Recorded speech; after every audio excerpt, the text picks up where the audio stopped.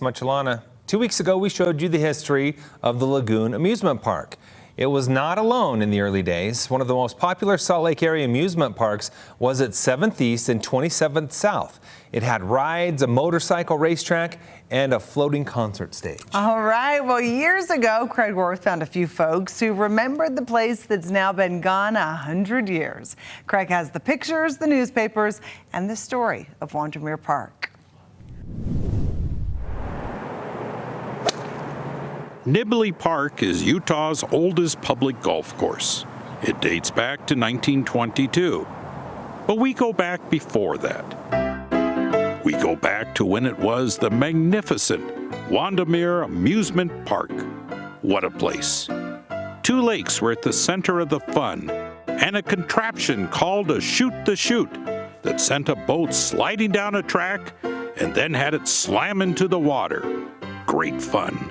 30 years ago, I ran into a few golfers who remembered. We'd go up on that boat and we'd zip down that ramp. And down the boat would go and shoot off into the water, and that was over there in those trees.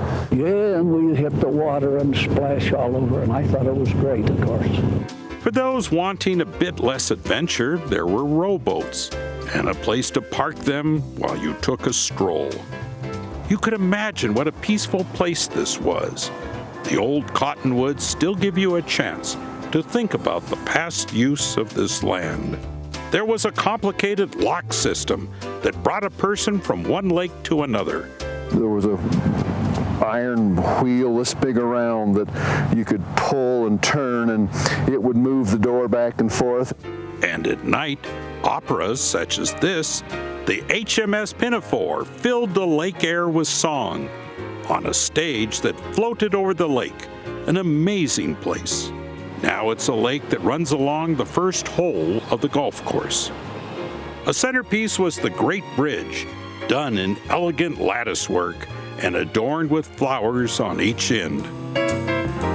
As the paper said, it was a good time at Wandamere, where a jolly crowd spends a pleasant day at the pretty resort.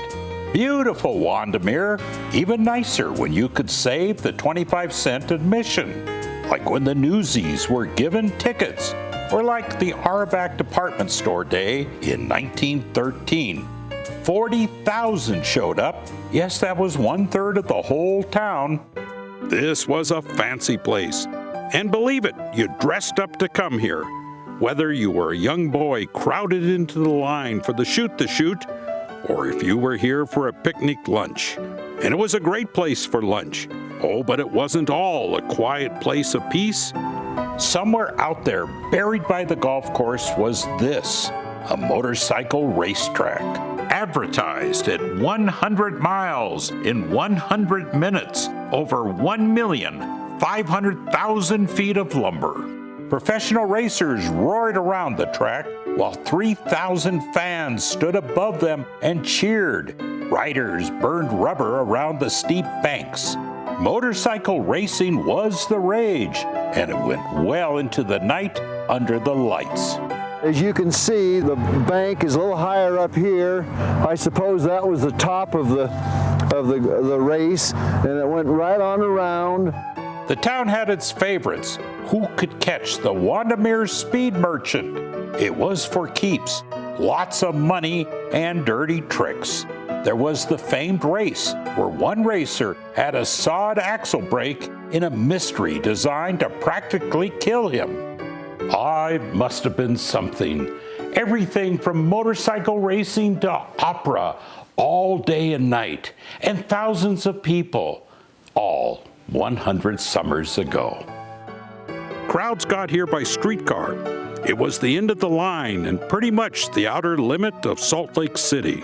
And then it was the end of Wandamere Park. By 1922, it was a golf course and a memory. Craig Worth, ABC 4 News. Wes used to have yearly passes.